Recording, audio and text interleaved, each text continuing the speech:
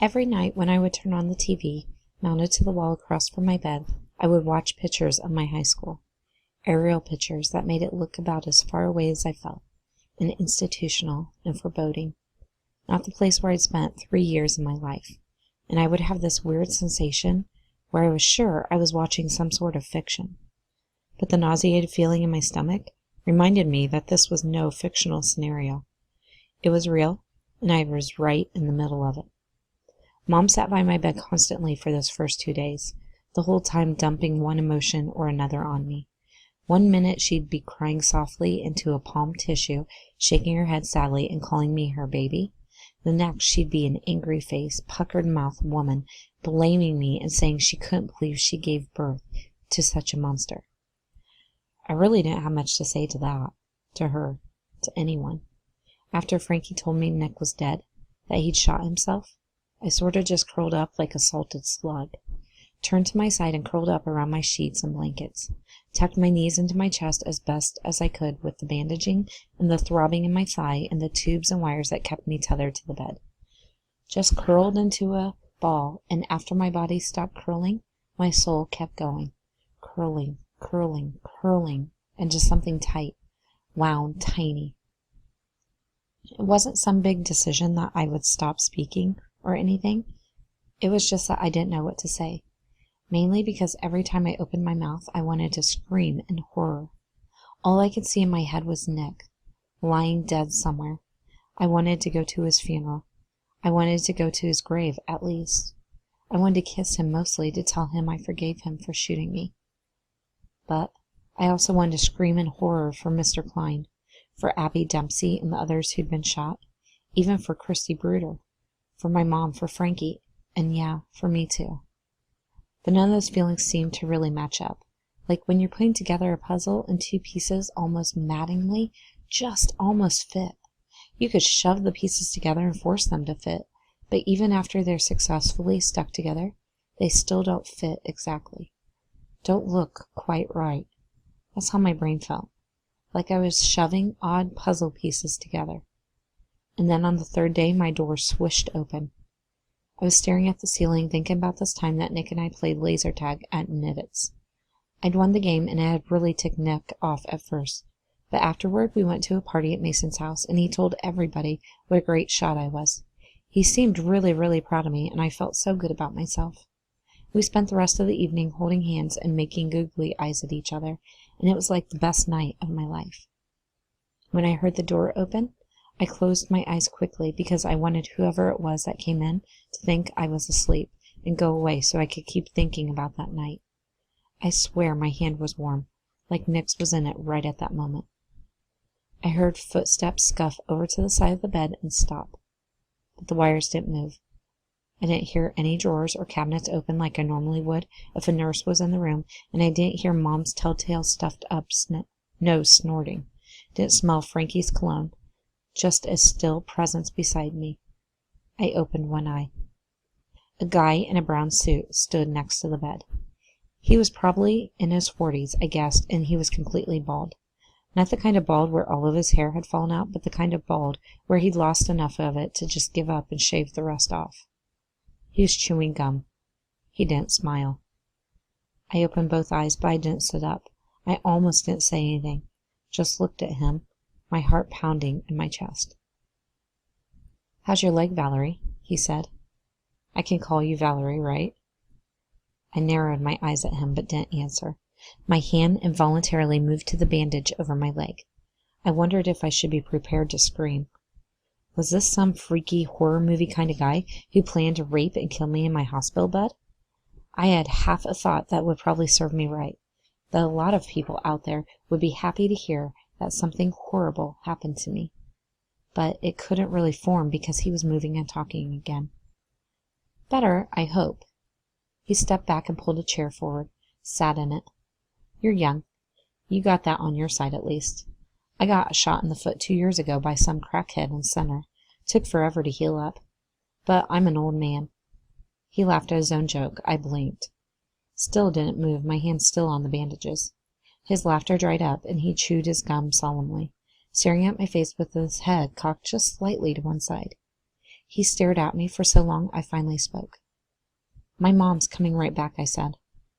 I don't know why I said it, because it was a total lie. I had no idea when Mom would be coming in. It just seemed like the right thing to say, that an adult would be coming along soon, so he probably should get rid of whatever rape plans he had. "She's in the lobby. I've already talked to her," he said. "She'll be up later, maybe after lunch or so. She's talking to my colleague right now. Might be a while. Your dad's down there too. Seems like he's not overly happy with you right now." I blinked.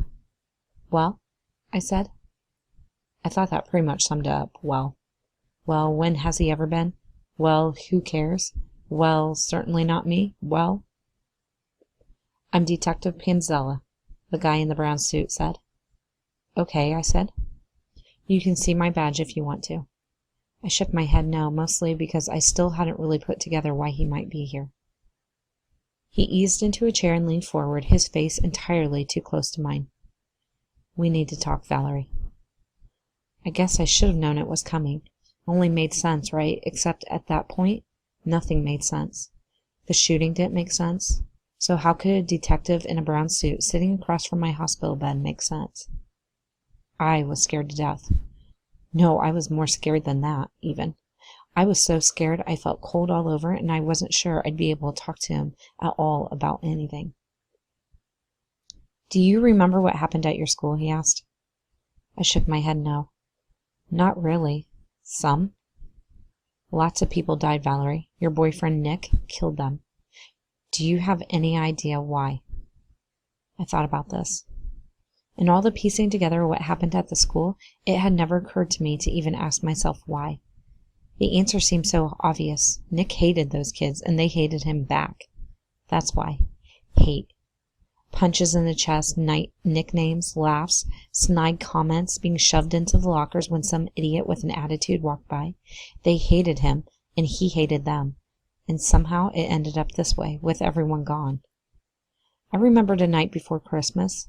Nick's mom had loaned Nick her car, told him to take me out. It was rare that we had wheels, and we were both really excited to go somewhere outside of walking distance. We decided on a movie. Nick picked me up in the rusty, rattletrap car, the floorboard littered with lipstick-lined styrofoam coffee cups and empty cigarette packs stuffed into the cracks of the seats. But we didn't care. We were too happy to be getting out. I scooted over to the middle of the front seat so I could sit close to him while he drove, hesitantly, as if it was his first time behind the wheel. "So," Nick said, "funny or scary?" I thought it over. "Romantic," I answered, a mischievous smile on my face. He made a face, glancing at me. "You serious?" "No way. I'm not sitting through a chick flick." "You would if I asked you," I teased. He nodded, grinning. "Yeah," he said, "I would." "But I won't ask you to," I said. "Funny. I'm in the mood for a laugh." "Me too," he said. His hand left the steering wheel and moved to my knee. He squeezed it softly, then left his hand resting there. I leaned into him, closing my eyes and taking a deep breath. I've been looking forward to this all day. My parents were so annoying last night. I swear I thought I was going to go crazy. "Yeah, this is great," he answered, giving my knee another reassuring squeeze. We pulled into the parking lot of the movie theater. The place was packed, people spilling out onto the sidewalk and lawn in front of it. Mostly teenagers, mostly people from our school. Nick's hand left my knee and reached back for the steering wheel as he drove slowly along, scanning for a parking space. Chris Summers was walking past our car, a giant fountain drink in his hand. He was with his buddies, and they were goofing around like always. They cut across the parking lot right in front of us, causing Nick to step on the brakes hard. Chris peered into the windshield and then started laughing. "Nice car, freak!" he called, and then cocked his arm and lobbed the giant drink onto the windshield. The cup split open, and soda and ice splattered everywhere, leaving foamy streaks as it slid down onto the hood of the car. I jumped, a little squeal escaping me. "Asshole!" I screamed, even though Chris and his buddies had already moved on and were pulling open the doors of the theater. Several of the kids on the lawn had looked up and were laughing too. "You're such a jerk!" I screamed again. "You think you're so cool? But you're just a stupid ass. I let a few more insults fly, directing my gaze at people who were laughing, including Jessica Campbell, who stood with her cluster of girlfriends, their hands over their open, laughing mouths. God, I said finally, sitting back against the seat again. I wonder if he misses his brain, you know? But Nick didn't answer me. He was sitting absolutely still, his hands at 10 and 2 on the steering wheel, the soda blurring the windshield. I leaned forward. His face, just a few minutes ago grinning, had totally fallen, almost withered. His cheeks had bright red patches on them, and his jaw was trembling. I could almost feel the embarrassment and disappointment radiating off of him. Could almost see him crumple into defeat before my eyes. It scared me.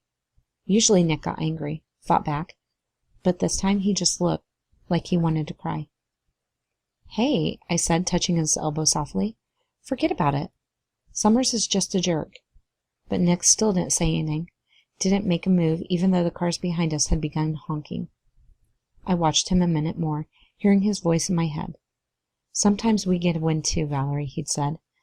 Not tonight, I thought. Tonight we're still the losers. You know, I said, I'm not really in the mood for a movie at all. Let's just go get something to eat, take it back to your place. We can watch TV. He looked over at me, his lips in a tight line, his eyes watery. He nodded slowly, then reached up and flicked on the windshield wipers, which whisked the cup away and made the soda disappear, as if it hadn't just completely ruined our night. I'm sorry, he said in a ragged voice I could barely hear, then put the car into gear and slowly crept out of the parking lot like a whipped dog. Sitting in my hospital bed, it didn't seem like this was what the detective really wanted to hear. He didn't want to know about Nick. He wanted to know about the perpetrator of a crime. I don't know, I said. Want to take a guess? I shrugged. I wouldn't know. Nick would know, but you can't ask him because he's dead. Maybe Jeremy would know. Would that be Jeremy Watson from, He checked some notes in a notebook that he'd produced from out of nowhere. Lowcrest? He said. I guess, I said. I realized I had no idea what Jeremy's last name was or where he lived, only that he was Nick's friend and the last person to talk to Nick before this happened.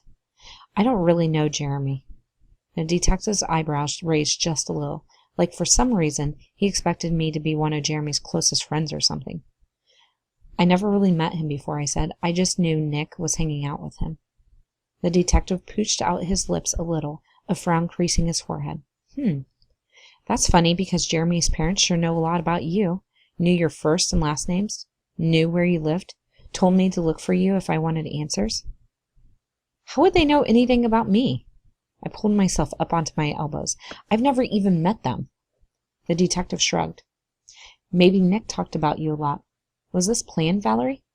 Did you and Nick plan the shooting together? I didn't. No, I wasn't going to. No way. We have about a dozen witnesses who all say Nick's words to you right before he shot you were, "Don't you remember our plan?" You have no idea what plan he was talking about? No. I don't think that's true. It's the truth, I said miserably. I didn't plan any of this. I didn't even know he was planning this. He stood and pulled his suit coat straight. He pulled a sheaf of papers out of a folder and handed them to me. I looked down at them and swear I stopped breathing. To nicksval@aol.com from cadaver@gmail.com. Subject: Another way to do it. I think I would prefer gas over anything. You know, like go into the garage and turn on the car and just lay down on the seat and get high and get dead. That would be totally intense, man. If my parents walked into the garage in the morning ready to go to work and found me dead with a fatty in my hand. Oh, and you know who I would add to the list? Ginny Baker. N. To cadaver@gmail.com from nicksval@aol.com. Subject: Another way to do it. I don't know. I'm still liking the whole overdose thing. Like OD on something sexy, like X or something. Laugh out loud. About your parents walking in on you in the car. That would be too funny. Bet they'd finish smoking the weed before they called the ambulance, wouldn't you? And YGB. I still have the list from when I was looking through it in social stays. I can put it on for you. Val.